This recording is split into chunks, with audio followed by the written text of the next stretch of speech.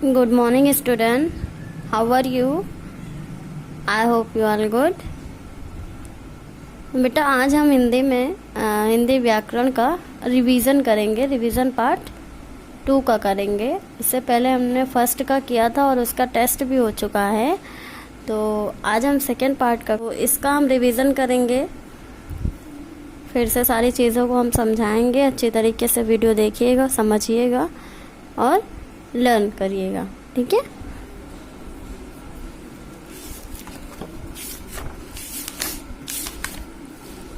Second है वर्णमाला और वर्ण के भेद। तो सेकंड अध्याय जो हमारा है उसको हम अच्छी तरीके से पढ़ेंगे और साथ में समझेंगे। नीचे दिए गए चित्रों को ध्यानपूर्वक देखिए। कलश क्या बन गया? कलश।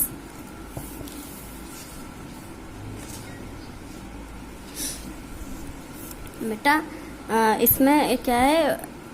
वर्ण है और वर्ण जो हम बोलते हैं और हमारे लास्ट में जो ध्वनि आती है वो आ की ध्वनि आती है। और हमने ये पढ़ा था कि आ की ध्वनि जो है वो सारे वर्ण में होती है, सब में मिली हुई होती है। कुछ ही ऐसे शब्द होते हैं जिनमें आ की ध्वनि नहीं मिली हुई होती है। देखिए जैसे कलश है तो हम का ल स पढ़ते हैं तो कलश हो जाता है। यानी यहाँ पे अलग अलग करके स्वर के साथ ही लिखा हुआ है ध्वनि को मिलाकर। तो का ल स बन गया कलश। फिर है के ल बन गया केला।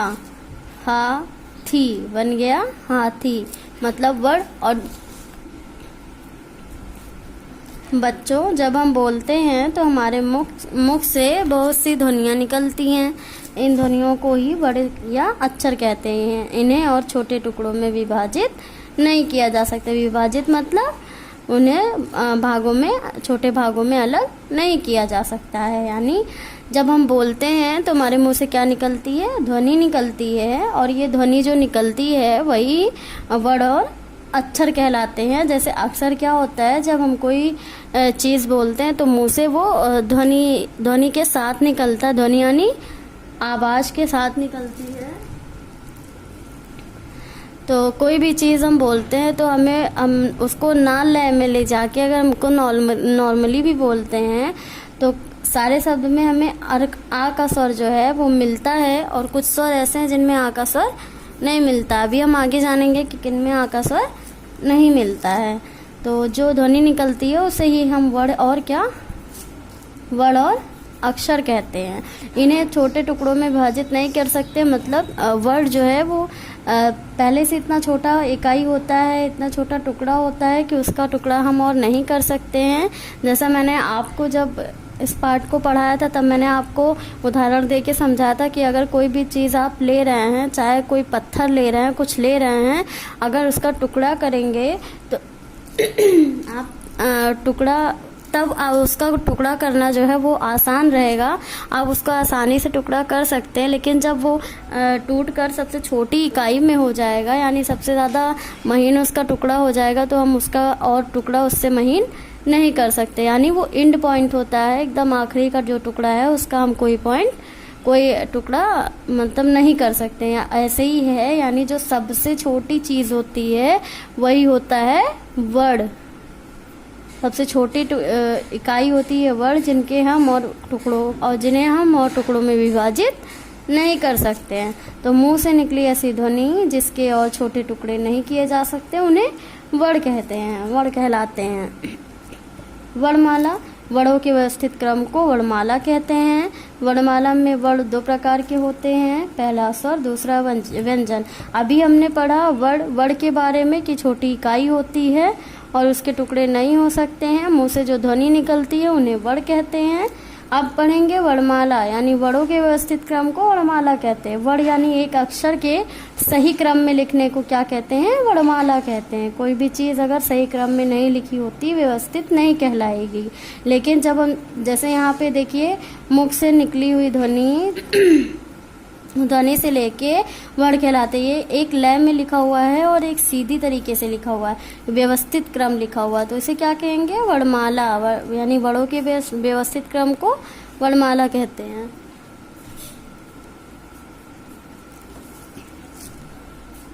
वर्णमाला के दो प्रकार होते हैं। वर्णमाला के कितने प्रकार होते हैं? 2 प्रकार होते हैं। पहला स्वर और दूसरा व्यंजन।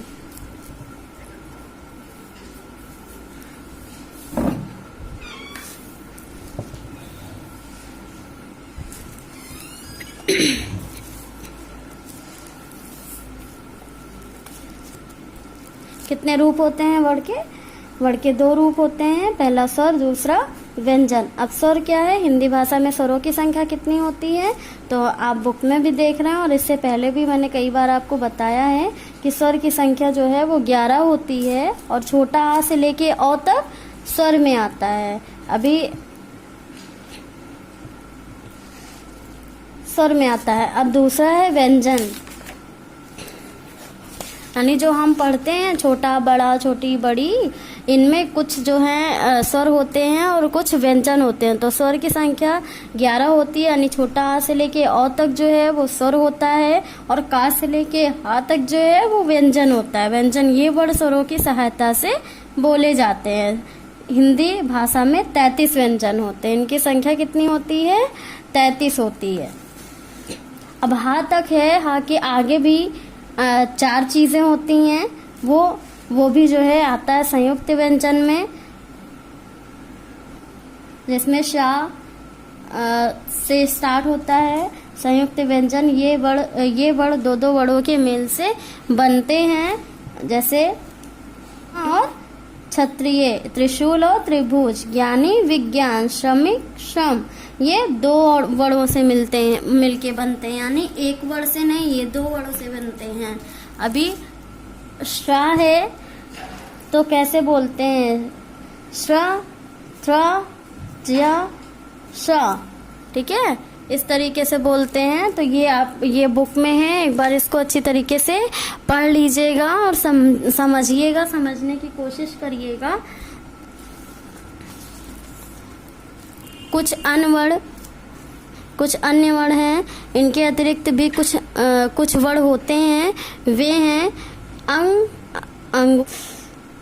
अंगूर, आम, चल और आह का।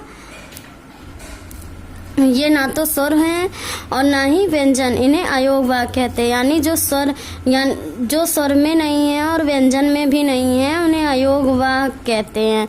यानी जो का छोटा आ से लेके अ तक है वो तो स्वर है, का से लेके हा तक व्यंजन है, और इनमें जो शब्द नहीं है, यानी जो वर्ण नहीं है, वो क्या है? ना तो वो स्वर में है और ना ही व्यंजन में है। तो ऐसे तो हम अच्छी तरीके से पहचान जाएंगे जब हमें स्वर पता होगा कि कौन कौन सा है और व्यंजन पता होगा कि कौन कौन सा है। तो जो स्वर व्यंजन दोनों में नहीं आएंगे उनको हम अयोवा में डाल देंगे, उसे हम क्या कहेंगे? अयोवा। ये वर्ण ड़ ढ से बने हैं। मुख से निकली ध्वनियाँ जिनके और टुकड़े नहीं किए जा सकते वर्ण कहलाते हैं। वर्णों के व्यवस्थित क्रम से वर्णमाला बनती है। हिंदी भाषा में स्वरों की संख्या 11, व्यंजनों की संख्या 33 होती है। संयुक्त व्यंजन 4 होते हैं और ये वर्ण अयोग वाक्य कहलाते हैं। तो ये है जो आपके चैप्टर में है, वही दोहराया गया है। अब आते हैं अभ्यास कार्य पर। इसको एक बार हम आपको समझा दे रहे हैं, बता दे रहे हैं। आपको जितने भी अभ्यास में वर्क हैं, यानी सही विकल्प और ट्रू फॉल्स और क्या कहते हैं फिल इन द ब्लैंक, जितने भी वर्क हैं इसमें अध्याय में आपको सारा लर्न करना है। कहीं से भी कोई क्वेश्चन आ सकता है, इसलिए आपको सारी चीज़ों को अच्छे से ध्यान देना है और आपको कोई भी चीज़ रटना नहीं है। जैसा मैंने आपको पहले भाषा वाले चैप्टर में बोला था कि रट के कोई चीज़ मत याद करिए। जितने बच्चों ने उधर ही वो टेस्ट पेपर बिना रटे यानी समझ के दिया होगा तो उनका मार्क्स सबसे अच्छा आया है। अगर जिन्होंने किया है वो खुद जानते हैं, इस वजह से आप रटिएगा नहीं, आप समझ के याद करिएगा। याद करेंगे तो आएगा ज़्यादा अच्छे से और रटेंगे तो थोड़ी देर में उड़ जाएगा। तो इसी वजह से मैंने आपको बताया था कि आपको लर्न कैसे करना, वो भी मैंने समझाया था आपको। उसी तरीके से आप याद करिएगा। सही विकल्प पर सही लगाइए, मतलब सही विकल्प पे सही का टिक लगाना है। वड़ों के कितने भेद होते हैं? वड़ों के 2 भेद होते हैं।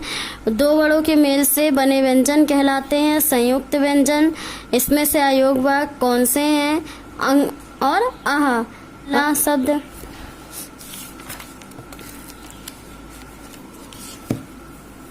उचित शब्द और रिक्त स्थानों की पूर्ति कीजिए। उचित शब्द से पहला मुख से निकली ध्वनियों को वर्ण कहते हैं। दूसरा, हिंदी में स्वर की संख्या 11 होती है।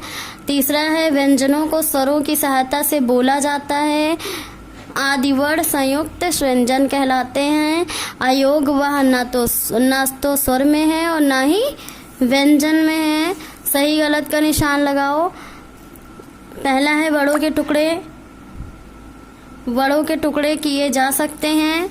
गलत, क्योंकि वड़ सबसे छोटी इकाई होती है, उसके टुकड़े नहीं किए जा सकते हैं।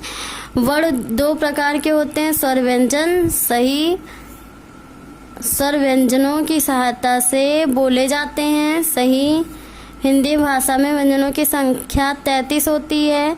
सही, का खा गा वड़ स्वर कहलाते हैं। गा यानी गलत, क्योंकि का खा गा व्यंजन कहलाते हैं। स्वर तो छोटा आ से स्टार्ट होता है। नीचे दिए गए चित्रों के अनुसार वड़ों को मिलाकर शब्द बनाइए। तो जो शब्द बनाना है वो वड़ों के अकॉर्डिंग बनाना है, वड़ों के हिसाब से मिला के बनाना है। यानी देखिए, भवन भवन, इमली इमली, गमल गमला, ठठेरा ठठेरा, धनुष। फिर नीचे दिए वड़ों को अलग अलग करके लिखिए। स्वर छोटा स्वर, मतलब इतना सारा दिया गया आपको। स्वर और व्यंजन संयुक्त और अतिरिक्त सारे ढूंढ के इसमें लिखने थे। और ये मैंने जब आपको ये पार्ट पढ़ाया था पहली बार, तो वर्क जब करवाया था तो अच्छी तरीके से समझाया था। फिर से समझ लीजिए। आपको स्वर इसमें से छाट के लिखना है, व्यंजन जो है छाट के लिखना है। और संयुक्त व्यंजन आपको पता है 4 है, उसको आराम से इसमें से ढूंढ के लिख सकते हैं। अतिरिक्त व्यंजन क्या है? जो अंग, आहा, ठीक है, ये सारे अतिरिक्त व्यंजन हैं, तो आप इसको लिख लीजिएगा। और खाली स्थानों को भरकर व्यंजनों को क्रम में लिखे। ये आपका होमवर्क था, आप सबने किया है। काखा गाघा अंगा चाचा छाछा यहाँ, ठीक है। इस तरीके से इसको पूरा कर लीजिएगा। और क्वेश्चन आंसर से लेके बाकी एक्सरसाइज भी आप अच्छी तरीके से लर्न कर लीजिएगा। कोई भी चीज़ अगर समझ में नहीं आती है पूछ लीजिएगा। ये वर्ड चैप्टर है, इसमें केवल वर्ड के बारे में आप जानिए कि वर्ड जो है क्या वर्ड भाषा की सबसे छोटी इकाई होती है और इससे छोटी इकाई नहीं होती है। और ये इतनी छोटी इकाई होती कि इसके दूसरे टुकड़े नहीं किए जा सकते हैं। वर्ड के जो है 2 भेद होते हैं, स्वर और व्यंजन। स्वर जो है छोटा आ से लेके अ तक होता है और व्यंजन जो है जो का से लेके हा तक होता है। उसके बाद के जो 4 हैं श्रा से ज्ञा तक, वो सारे संयुक्त व्यंजन में आते हैं। और संयुक्त व्यंजन भी 4 होते हैं। अयोगवा जो है अंगहा, ये सारे ये जितने भी वर्ण हैं अयोगवा हैं और ये ना ही स्वर में आते हैं और ना ही व्यंजन में आते हैं, ठीक है। तो इतना आप अच्छी तरीके से याद कर लीजिएगा वर्ड पार्ट का। फिर क्वेश्चन आंसर देख लीजिए।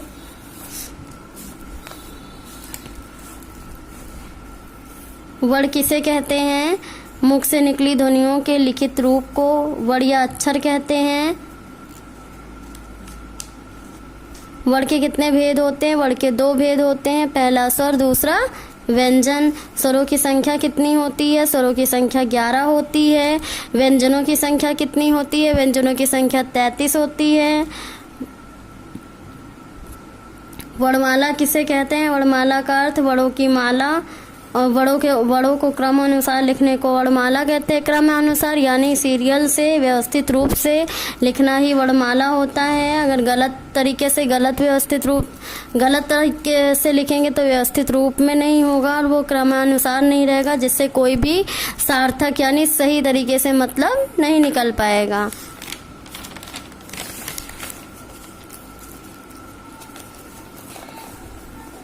फिर कौन से वर्ण अयोगवा कहलाते हैं? अंगहा, ये सारे वर्ड जो है अयोग वाक्य कहलाते हैं। अभी मैंने आपको बुक में बताया और बुक में आपने पढ़ा, तो ये सारी चीज़ें जो हैं अच्छी तरीके से रिवीजन कर लीजिएगा इसका। जैसे आपने भाषा में अच्छा नंबर लिया था, वैसे ही आपको वर्ड चैप्टर में भी अच्छे से नंबर लाना है। कोई और एक्सरसाइज, और बच्चों एक बात और ध्यान से सुन लो, जिनका वर्क नहीं हुआ है, अगर इससे पहले छूटा हुआ है या उन्होंने किसी वजह से नहीं पूरा किया है, तो आप वीडियो को रोक के वर्क पूरा कर सकते हैं जो मैंने आपको समझाया जहाँ पे। तो आप ऐसे लर्न भी कर लीजिएगा और वर्क भी कंप्लीट कर लीजिएगा। तो सारी चीज़ें आपके सामने हैं। जिनका नहीं हुआ है वो अभी से कंप्लीट कर ले, जिनको कॉपी में पूरा करना वो कॉपी में भी पूरा कर ले, जिनका नहीं पूरा हुआ था और उन्होंने किया भी नहीं है।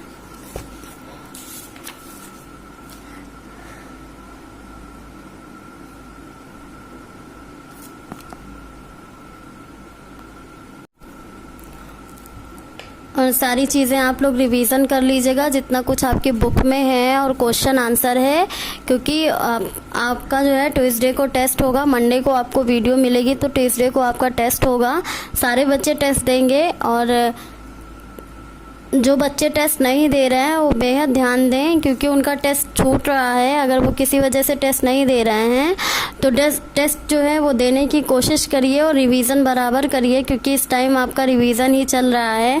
आपका हाफ ईयरली वाला कोर्स सारा पूरा हो गया है, तो लाइन से आपका केवल टेस्ट हो रहा है, इसलिए सारा टेस्ट दीजिए आप लोग। और आप लोग जितने बच्चे टेस्ट नहीं देते हैं उनका मार्क्स नहीं चढ़ता है, उनके लिए उनका ही लॉस हो रहा है। इस वजह से टेस्ट जो है बराबर दीजिए, और जितना भी टेस्ट पेपर जाता है उसको सॉल्व करके टाइम के अकॉर्डिंग ही सेंड करिए। जो बच्चे टाइम ओवर होने के बाद सेंड करते हैं, आपसे उनकी कॉपियाँ चेक नहीं करेंगे। अगर किसी वजह से आप लेट कर रहे हैं कॉपियाँ सेंड करने में, तो वो रीज़न बता के आप कॉपी सेंड कर सकते हैं कि इसी रीज़न से हमने टाइम पे जो है कॉपी नहीं सबमिट की। तो वो अगर सेंड करते हैं तो रीज़न के साथ ही सेंड करेंगे, तभी कॉपी यहाँ चेक होंगी, भी नहीं चेक होगी कि आपने बिना टाइम के कॉपी सेंड नहीं बताया। और जिनके भी टेस्ट पेपर में नेम और रोल नंबर नहीं होगा, उनकी कॉपियाँ चेक अब से नहीं होंगी, क्योंकि आप सबको अपना रोल नंबर अच्छी तरीके से पता है और नेम पता है, तो ये दोनों तो ज़रूर डाल दिया करिए। इससे आपके मार्क्स में प्रॉब्लम नहीं होती है। तो बिना नेम के, बिना रोल नंबर की कॉपियाँ चेक नहीं होंगी। और सारी रिवीजन अच्छी तरीके से कर लीजिएगा। ट्यूसडे को आपका टेस्ट होगा, और टाइम जो है वो आपको बता दिया जाएगा कि कितने से कितने बजे तक है। वैसे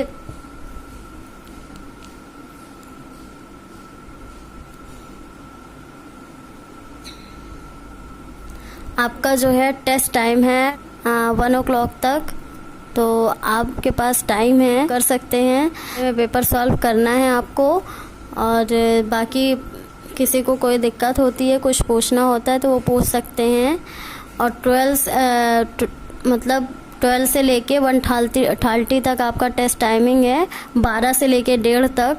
तो आप 1.5 घंटे का टाइम है आपके पास। आपको पेपर सॉल्व करके टाइम ओवर होने से पहले आपको सेंड कर देना है, और 1:35 तक 40 तक ही कॉपियाँ आनी चाहिए, उससे पहले, वरना हम बंद कर देंगे, फिर आपको टेस्ट पेपर सेंड करने में प्रॉब्लम होगी। तो वो मत करिएगा, टाइम से पेपर सॉल्व कर लीजिएगा और टाइम से पेपर सेंड कर दीजिएगा।